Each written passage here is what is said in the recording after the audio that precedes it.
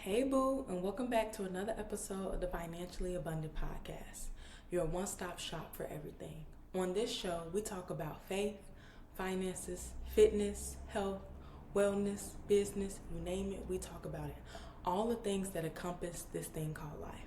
There's no blueprint to it, but with a little key, every Tuesday morning, we can get through it. So thank you for tuning in to another episode. I love you guys, and let's get into it.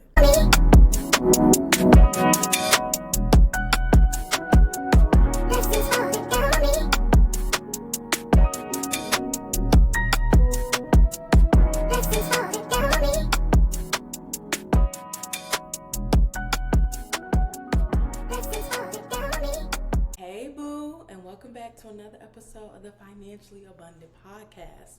And most importantly, happy September. Happy first of the month, literally. I cannot believe that we are in September. Christmas is tomorrow. Like, that's how I look at September. Like, damn, them 8 months flew by. Thank God. That means we got 3 more years with the Orange Man. This year has came and flown. But honestly, I am really looking forward to these next 4 months. Like, the last 8 months will not look like my next 4 months. And which is leading into what I'm about to say. So I know I took like a little month hiatus. As you all know, I started my new job. Yes, I started on my birthday, July 28th. So I literally made my 1 month anniversary last week, August 28th. Which is funny because this is the day that I'm filming for the show. And as I reflected on that and kind of took like this month off, I really just wanted to figure out what did I want to do with this podcast and this platform. Financially Abundant started off as like my journey to being debt free. But as I've grown these last 3 years, it's so much more to life than just being in debt. And I feel like it has consumed me so much, and I've made it my personality and kind of like just feel victim to it. Like anybody that got ears can hear, I'm like, I'm in debt. And people, honestly, like it is a lot of us that are in debt. Money is a taboo topic, especially in the Black community. But it's just like, it's so much more to me than that. So I really wanted to just sit and figure out like, what did I want to do with the show? Did I even want to continue the show? Because I'm just like in this space, right? So I'm in this space in this season in my life where I don't know what I want to do. I want to do everything. Like I want to be very multifaceted. But because I want to do everything, I do nothing because it overwhelms me with what I want to do, if that makes sense. And I'm just like, you know what? Let me stop focusing on the end result. Let me stop focusing on what will happen and just do it. I feel like I live in such a fantasy sometimes where I'm always like romanticizing the future or romanticizing like situations and how things are going to go. And when they don't go my way, I'm let down and I'm disappointed because I didn't allow the universe and God and, just life just surprised me. I'm just always so fascinated and fixated on the end result, and it stops me from actually accomplishing what I want to do. And so I say all that to say, I'm just ready to bring the fun back in my life and just stop being like so serious all the time and just trying to control the situation. I'm such a type A person. I don't have to control every situation, every scenario. I planned it out from A to D on how things are going to play out, and they don't play out like that. And now I'm like, you know what? I'm not even going to worry about it. I'm going to just let God be God and just let the situation just be the situation, and whatever comes from it, comes from it. And I'm just ready to bring the fun back in my life. I feel like I've just been so stiff. And I just been like following this script. And you know what? It's time to just let go, let that grip go, enjoy this last year in my 20s. And I'm looking forward to being in my 30s in this next decade in my life. So I say all that to say, we're bringing the fun back into Financially Abundant. And we just go do what we want to do. This is my show. I run this. What Natalie say? I'm the CEO. I'm the CEO, and I am the CEO of my life, and I'm tired of just living by this script, and I'm just ready to just enjoy life, just go for it, stop worried about the end result and what can happen, and just do something, because we get so caught up in what we want to do, and I would no longer just continue to be stuck. We're going to do it. We're going to do it, period, and that is what it is. So also, I had to realize that I needed to just grow up and stop wanting results immediately. Like, just that constant gratification, validation, like, just kind of popcorn me. Y'all know what I'm trying to say, like popcorny. Yeah. Girl, you know what I'm trying to say. So, I'm just excited to just see what letting go looks like. I feel like I've tried to control everything in my life up until this point. And in 29, I'm literally, what's that song? Let go, let God, let go, and let God. Y'all know I can sing, so don't even get me started. But anyway, before we get into today's episode of What Was I Thinking, I have a net worth and a debt update for you all. Financially Abundant will still be about money. I love talking about money. I love making money. I love learning how to keep and retain money and make my money work for me and not against me. But we're gonna start like I love shopping and working out and wellness and health and business. Like, I love all of these things, and I want this show to just literally be your one-stop shop for everything. So I'm really excited for this next chapter in my life and in this season, and continue to grow and share this part of me with you all. So, net worth update and debt update. Girl, so if you don't know what a net worth is, a net worth is all of your money minus the liabilities. Liabilities are things such as, debts basically, and just things that you have to pay off, like that are working against you and not for you. That's basically what a liability is. So we have a net worth update, which is so funny because this time last year, actually this time 2 years ago, baby, I didn't have a net worth.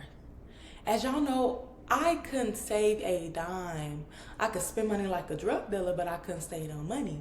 So the fact that we have a net worth, tens, your girl is doing a damn thing. I don't count my emergency fund as my net worth. That's strictly for emergencies, right? That's just tangible cash, because if like something happened, like God forbid a car accident, or I get a ticket, or little stuff like that, like emergencies that come up, because that's life. Emergencies do come up. I have that money tangible. I don't include that in my net worth because it's not really growing any interest or anything like that. It just sits in my main checking account, and whenever the emergency comes up, or whenever there is something that was an unexpected expense, I just take the money in my emergency fund, pay for that expense, and then when I get the money, I just replace it. So I don't count that. A net worth is what is working for you, your money working for you, your money growing in good interest. That is a net worth. So this time 2 years ago, hell, this time last year, your girl ain't had no net worth, okay? But as of today, your girl is worth $300.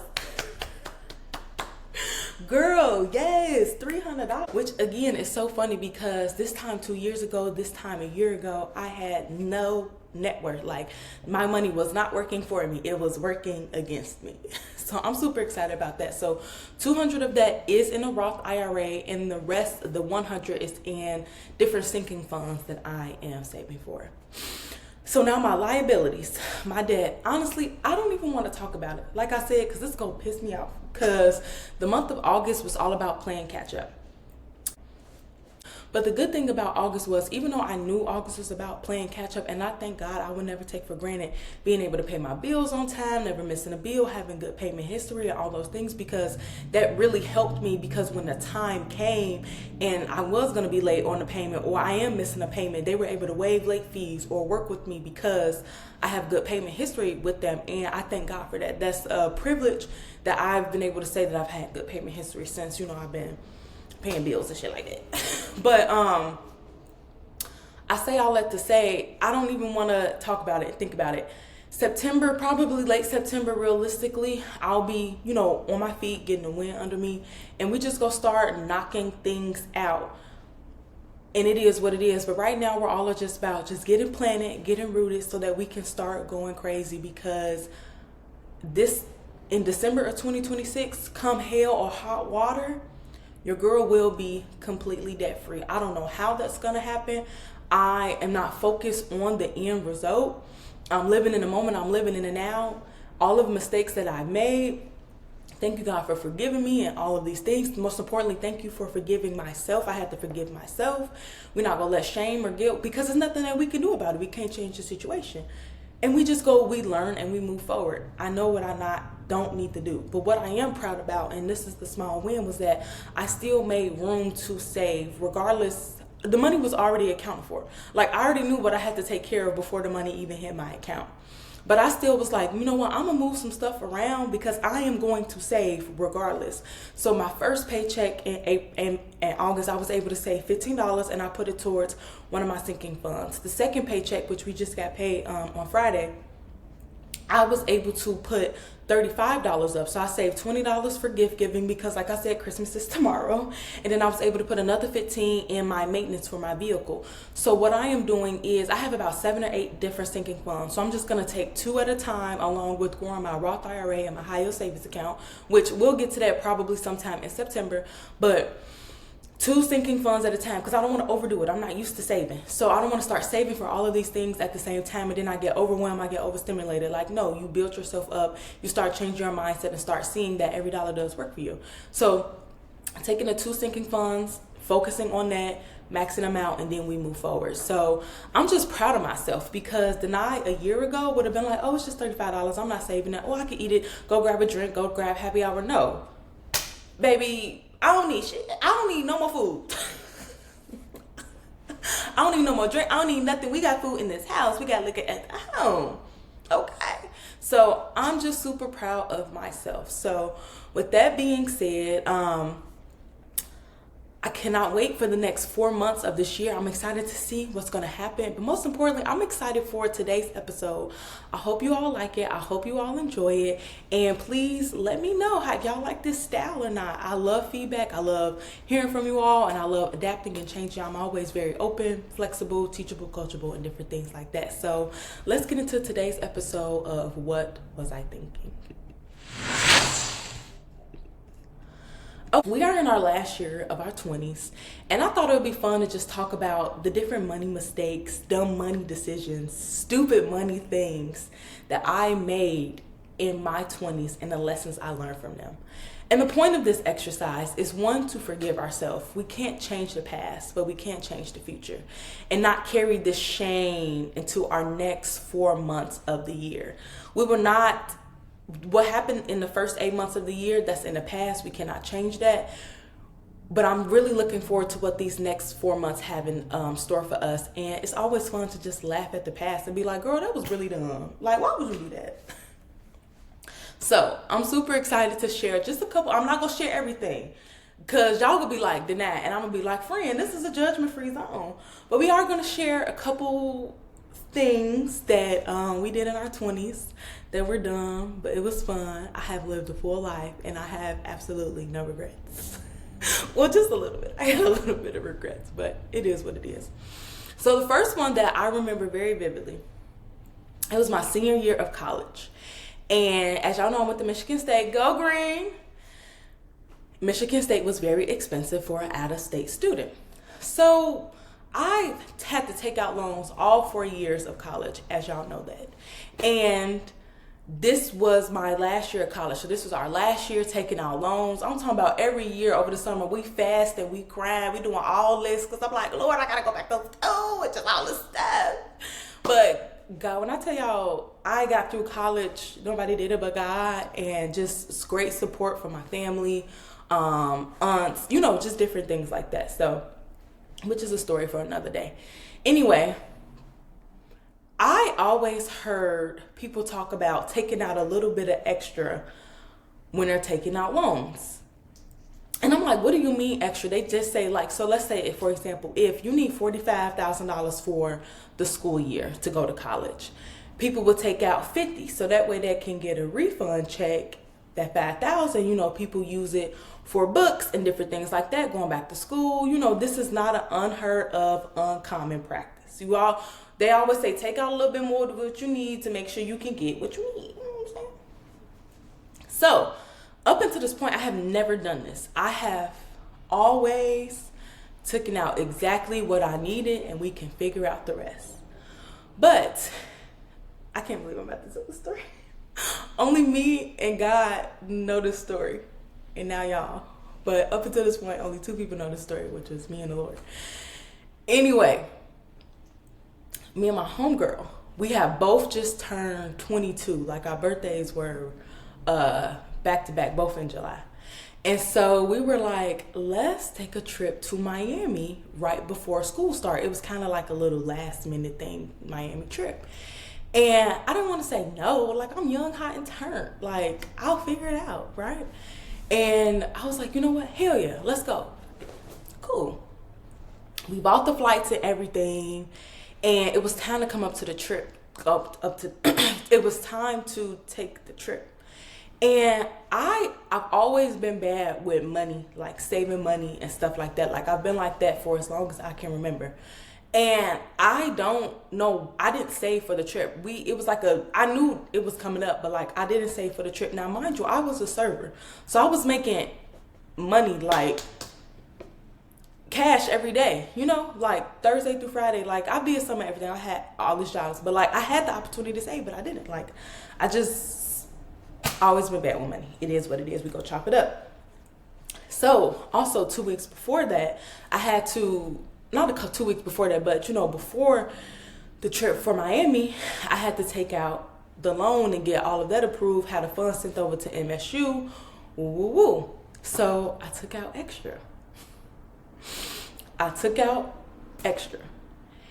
And I was like, okay, I'm going to use this for my books, you know, getting back to school, all this stuff. Girl, when I got that refund check, I spent it in Miami. I didn't buy a book, a pen, a pencil. I didn't buy no school supplies. I had a ball in the 305.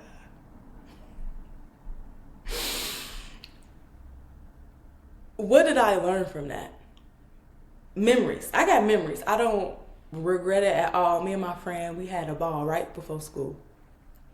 But the lesson I learned from that dumb money mistake, right? Like, that was a very dumb ass money move. But what I learned was that if you are taking out loans for school or whatever the loan is, only borrow what you need. Because that extra $3,000 to $4,000, in my situation $5,000, it felt like free money at the time. But with interest, because interest occurs every day, that is now the most expensive vacation I have ever taken, and I am still paying for it years later.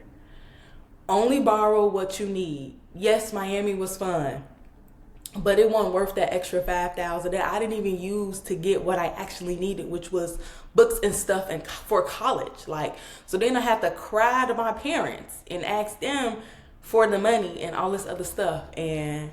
But Miami was fun. I can't believe I just admitted that. But dumb money mistakes, number one, only take out and borrow what you need because that interest is a mug. Another dumb money mistake or dumb money move that what was I thinking type of moment was I fell for an MLM. Girl, yes, I did. If you don't know what an MLM is, it's basically multi-level marketing. So, you know, like the Forex, all that's basically what an MLM is. So the MLM that I fell for, again, I think this was over the summer in college. And you know, when you're home for the summer, you're trying to make as much money as you can. Like, especially those, you know, before going back to school or whatever, you know, you want to be fresh as hell going to school. Like, you want to look nice, you want to get your hair done. If you're a girl, your nails done, all this stuff. You know, everybody trying to make a little coin over the summer. So one of my friends, y'all remember this. What was the name of that knife company? Oh my God, I can't even think of it. Cutco? I think it was Cutco. Yeah. One of my friends, not one of my friends, I was at work. I was working retail over the summer, and y'all know I talk to everybody. I ended up talking to this lady, real sweet. She was sweet as pie.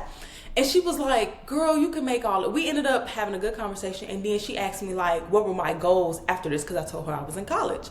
And she was like, well, you know, I make X amount of money a month. I do this, I do that. And as a college student, you talking about you making all this money a month, my ears are perked. My interest is piqued. So let me see what you're talking about. Girl, anyway, I ended up taking her information. And something just felt weird about it. I had like this feeling. And I'm like, I don't know, it's giving scam. But, you know, we gonna see it through. We gonna see the play through. So she was like, okay, I'm gonna schedule a call with you and we're gonna talk and all this stuff. Now, mind you, I'm 19, so I'm like, schedule a call with me, like, girl, like, what's going on? We ended up having this call, and it was like this conference call. All these people were on here talking about this and that and how much they made this much money a month, and they got this going on, and they took this vacation, all this stuff. So like, I'm like geeked up, like, hell yeah, I'm finna make some money going back to school, all this stuff. I'm gonna say, I'm gonna do this, I'm gonna do that. So I got hooked. I'm like, cool, we gonna do this. I'm gonna make some money. Again, what was I thinking? I knew it was a scam from the beginning. So I ended up selling knives.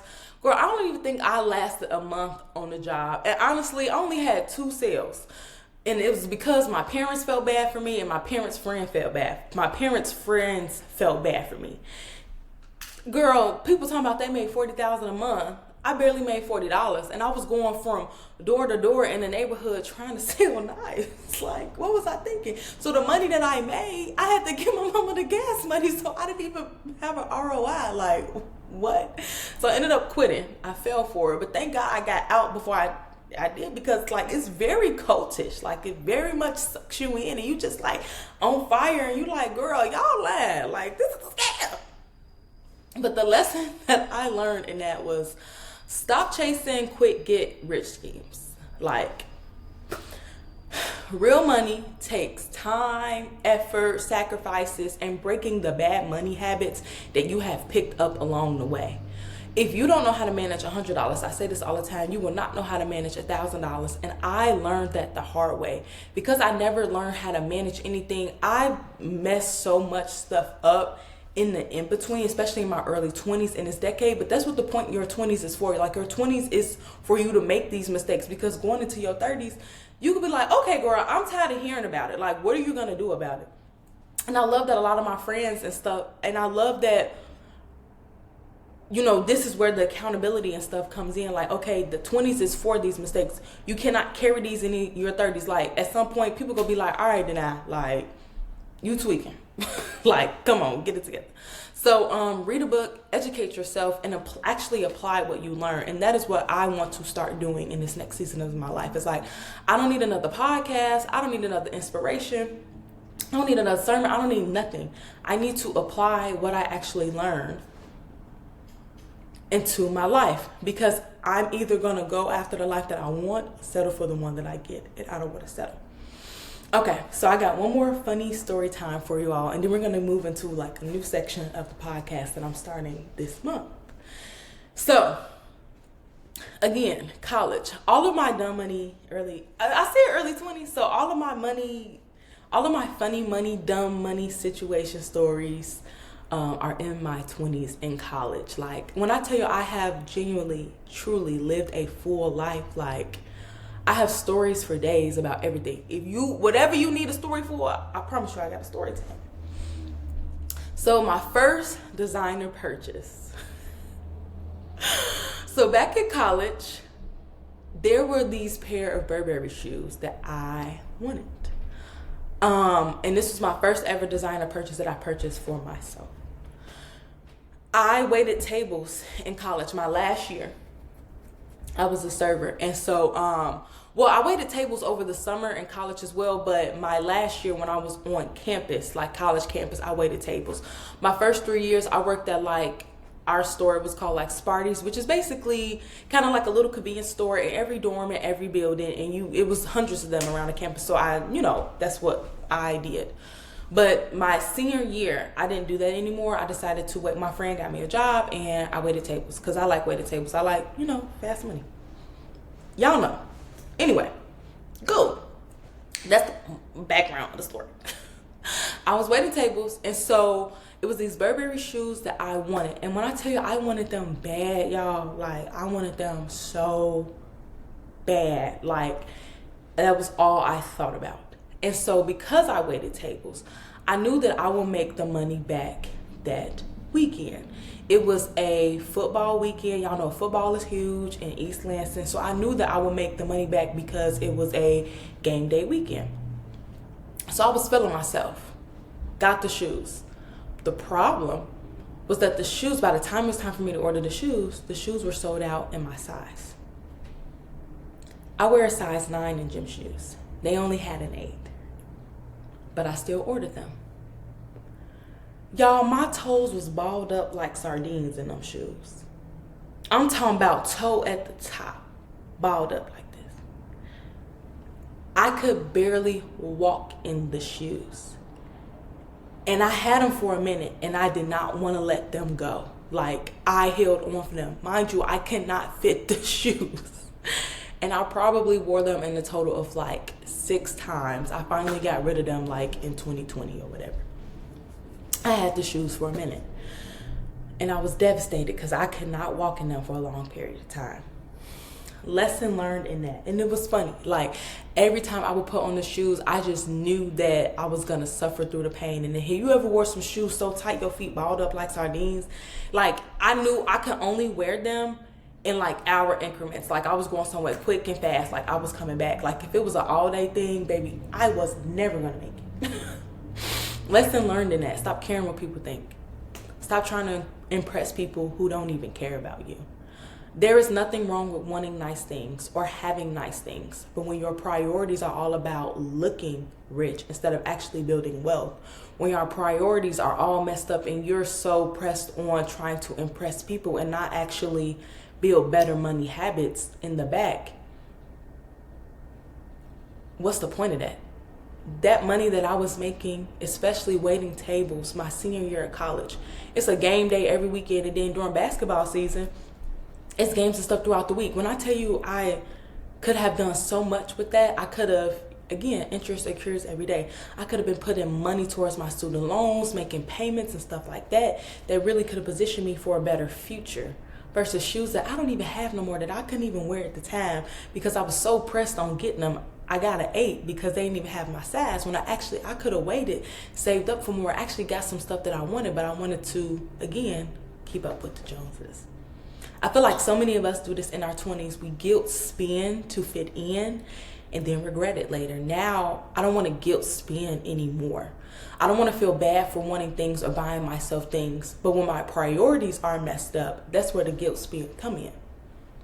So it's all about just healing my relationship with finances, healing that guilt spending. Stop trying to be so impulsive and react really fast in a situation because I just had a bad day or I had a good day. It's nothing to celebrate right now. We have so much work to do, and it's okay. We just got to handle business and learn that this season of sacrifice can set us up. But again, if I don't go after the life I want, I'm going to settle for the life that I get, and I don't want to keep doing that. So my 20s was fun. It was funny. Again, I don't have no regrets. I enjoy every minute of it. But it's time to break those bad habits as we enter in our last year of our 20s, because I refuse to carry the same old bull excuses in my 30s.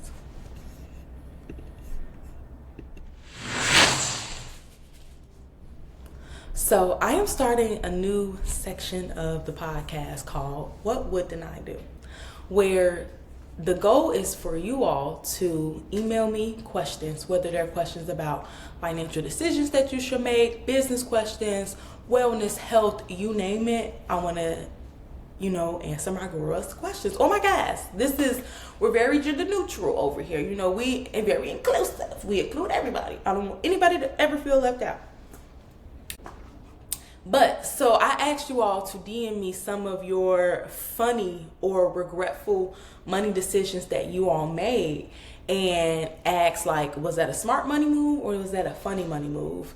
And my goal is just to bring the fun and the life and the fun and the giggles back into the show. So I actually got a couple of emails. I got a couple, and I'm excited, and we're going to read them aloud on the show today.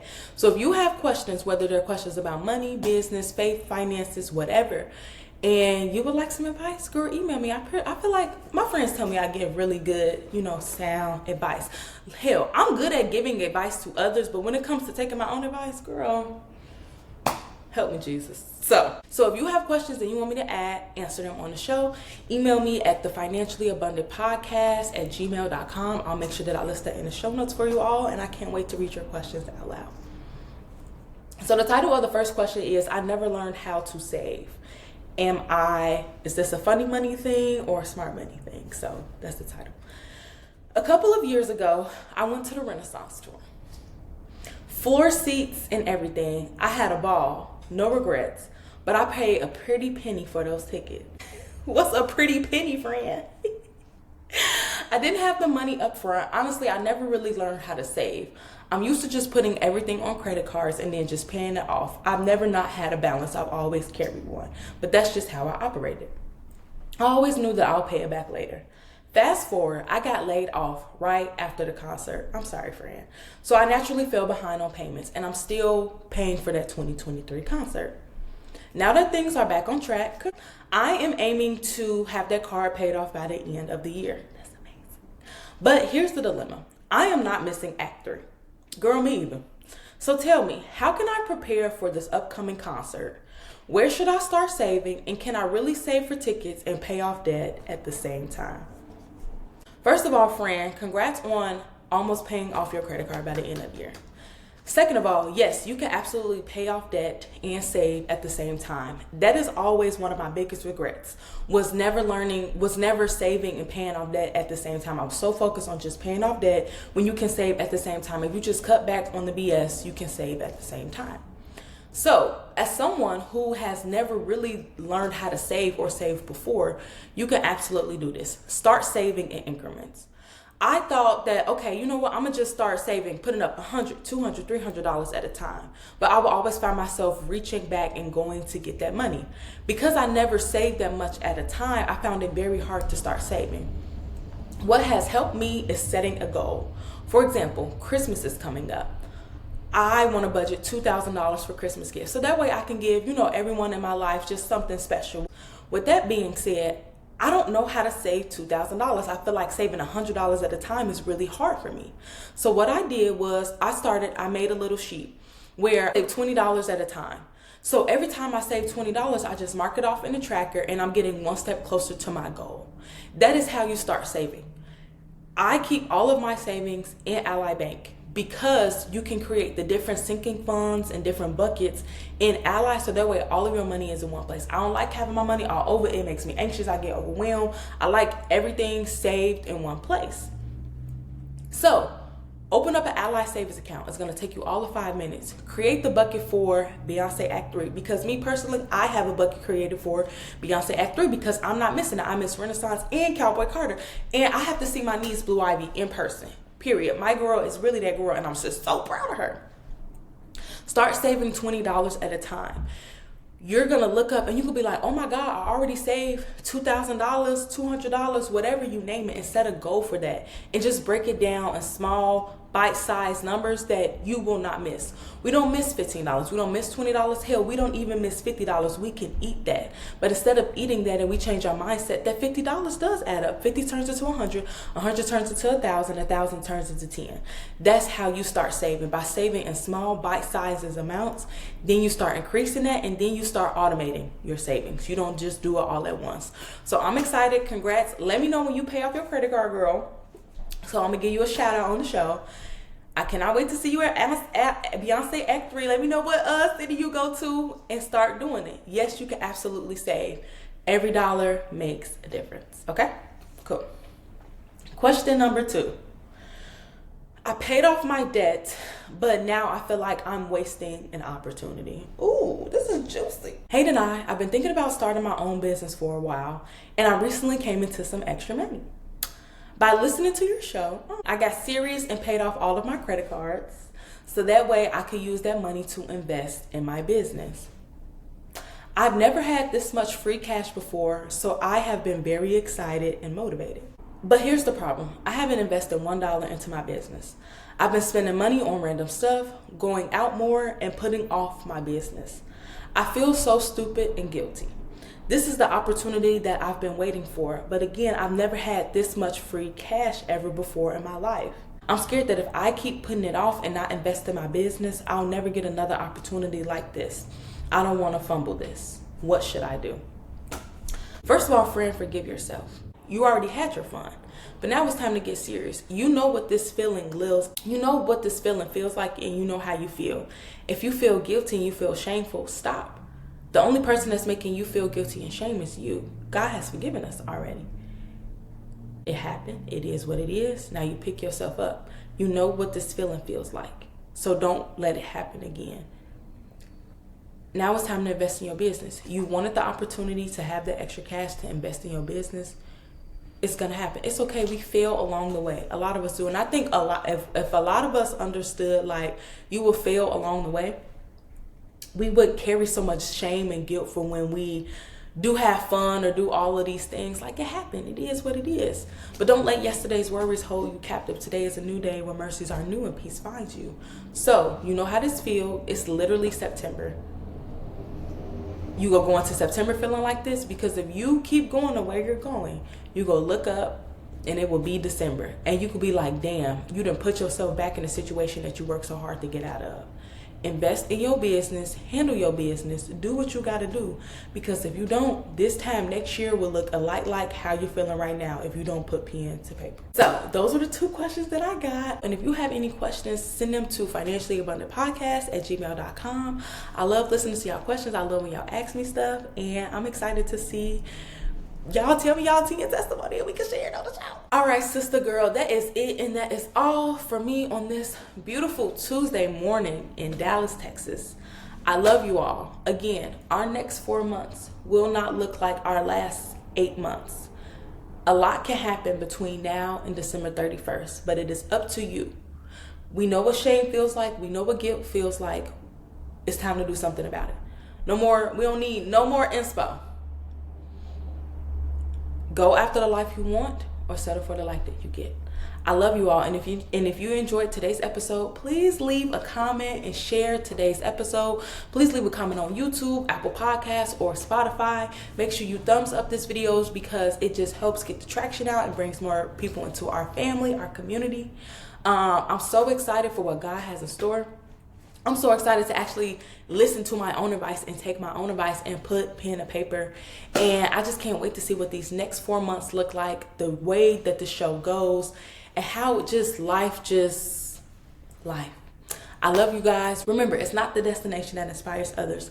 It's the journey. So inspire yourself to do the impossible. I love you all, and I'll see y'all next week, same time and place. Bye.